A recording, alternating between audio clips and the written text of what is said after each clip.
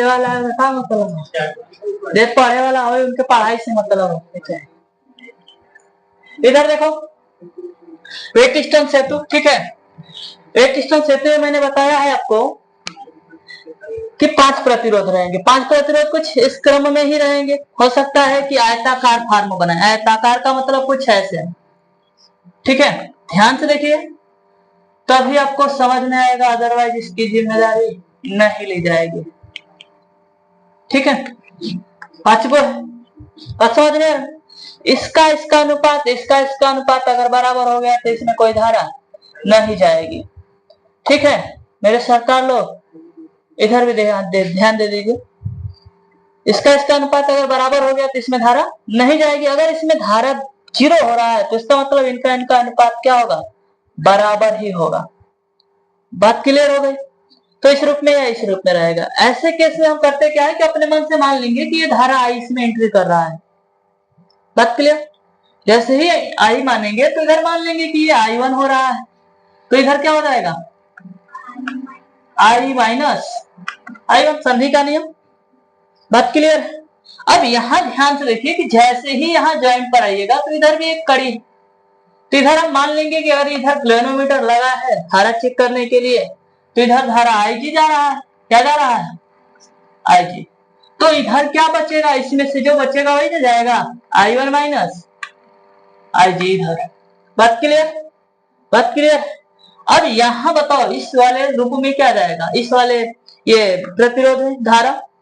इधर संधि का नियम देखो, I1 minus sorry I minus I1 इधर आ रहा है, इधर से IG आ रहा है। टोटल इधर कितना हो जाएगा, I minus I1 plus IG। बात क्लियर। सिमिलरली आप इसमें भी हल कर सकते हैं। क्लियर। इसको हटा देते हैं फिर सॉल्व कर लेते हैं।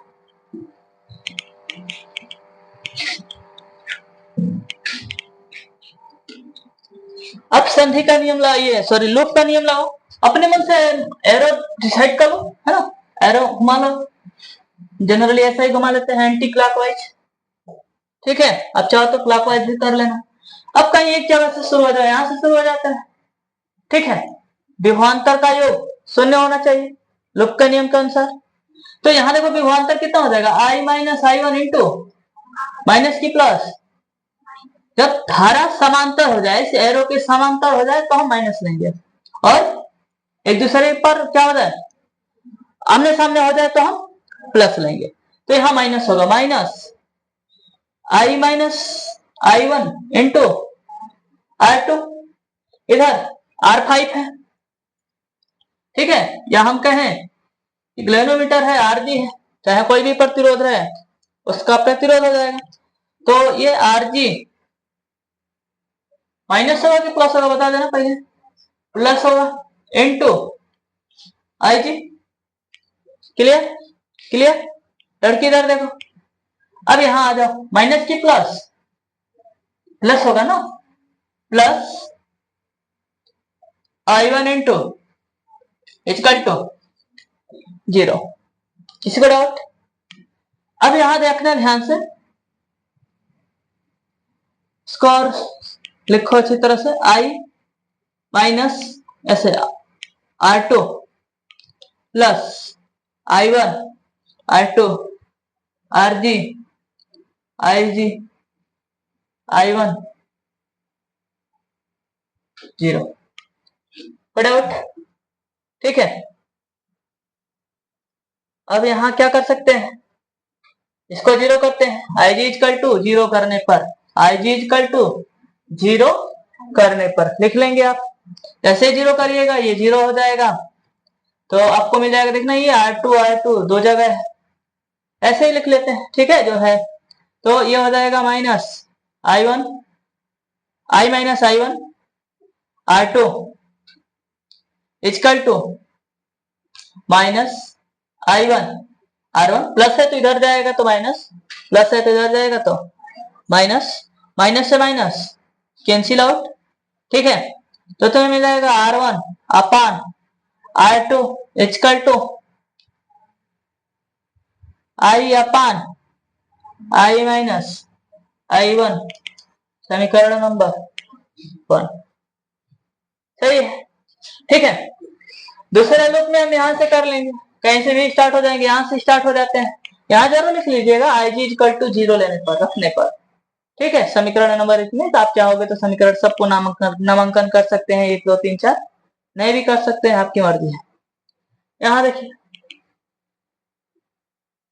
I minus I1 plus IG into R4, ये प्लस माइनस होगा ना, ये ठीक है, ध्यान से तो नहीं लगा बैठने वाले लोग, माइनस होगा ना, ये माइनस, ये उधर से आ रहा है, इधर से प्लस होगा, plus I1 minus IG into R3, और ये माइनस होगा IG into RG equal to 0। ठीक है, यहां भी लिखना, ठीक है, कि उपरोक्त समीकरण में IG इक्वल टू 0 रखने पर, 0 रखने पर, ठीक है, देखिए क्या हो जाएगा, minus I1 sorry I minus I1 R4 plus I1 R3 minus 0 equal to 0, इसको उधर ले जाइए, फिर माइनस हो जाएगा, minus I minus I4 sorry I1 into R4 equal to minus I1 R3, minus से माइनस प्लस हो जाएगा, R3 upon R4 equal to I minus I1 बटा में I1 माइनस, ठीक है, फिर समीकरण नंबर 1 और समीकरण नंबर 2 को तुलना करने पर, ठीक है, जैसे लिखेंगे समीकरण नंबर 1 और समीकरण नंबर 2 को तुलना करने पर, तो आपको आ जाएगा R1 upon R2 equal to R3 upon R4। ठीक है, व्हीटस्टोन से तो प्रूफ हो गया, दोबारा करा रहा हूं रिवीजन के तौर पे। ठीक है, अब नहीं कर पाइएगा तो मेरे ख्याल से कब करेंगे मुझे नहीं पता है, शायद आपको पता, आपको भी ना पता।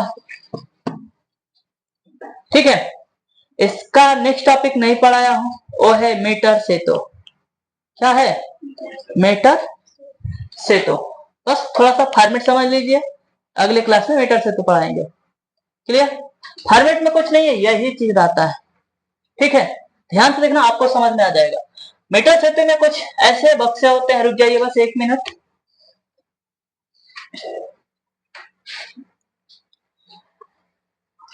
आपको मैं समझा देता हूं।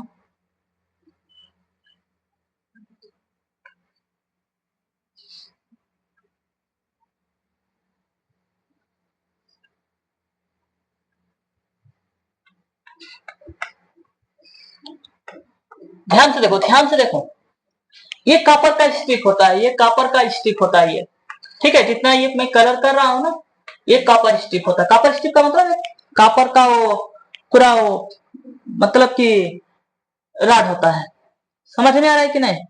अब तुम्हें यहाँ खाली जगह दिया जाएगा और यहाँ खाली जगह दिया जाएगा, और इसमें आप प्रतिरोध भरोगे, इसमें क्या भरोगे, प्रतिरोध, और ऐसे प्रतिरोध भरते हैं जिसका मान हमें पता रहता है। ठीक है, ठीक है, इसमें ऐसे मान भरते हैं जिसका मान हमें पता रहता है, इसमें हमें पता रहता है, और इसमें जिसको पता करना होता है इसको भरते हैं। ठीक है, दोनों में से किसी एक में ऐसा होता है, बात के लिए, इसमें जो पता रहता है उसको भरते हैं, और इसमें जिसको ज्ञात करना होता है उसको बस भरते हैं, बात क्लियर। और यहाँ पर कांस्टेंट का वायर लगा रहता है, एक वायर लगा रहता है, एक वायर लगा रहता है, कांस्टेंट को क्यों लगा रहता है मैं बाद में बताऊंगा, बात क्लियर हो रहा है। अब इस वायर में क्या किया जाता है ना, कि वो ग्लेवेनोमीटर लिया जाता है, और यहाँ पर जैकी लिया जाता है। जैकी का मतलब समझ रहे हैं, एक ऐसा मतलब, ये यहाँ पर ग्लेवेनोमीटर रहेगा, ग्लेवेनोमीटर का काम रहेगा कि इसको हम, ये जैकी रहेगा, जैकी का मतलब ये एक ऐसा वायर रहेगा जिसको इधर उधर करने पर हो सकता है आसानी से, बात क्लियर।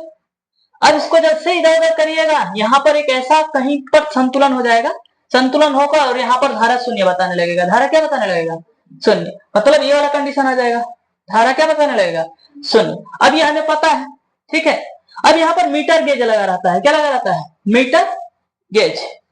बात क्लियर?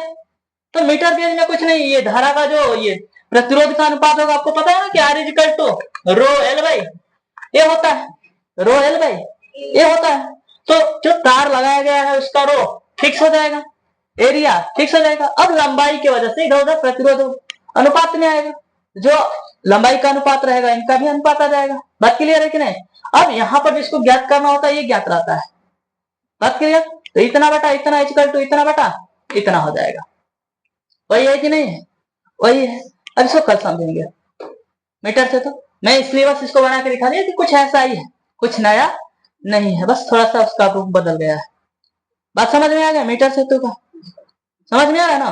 तो ये तार प्रतिरोध के भांति यहाँ और यहाँ इस अनुसार काम करेगा, तो ये लंबाई का ही अनुपात हो जाएगा, और ये भी R1 अपान R2 ये जीरो।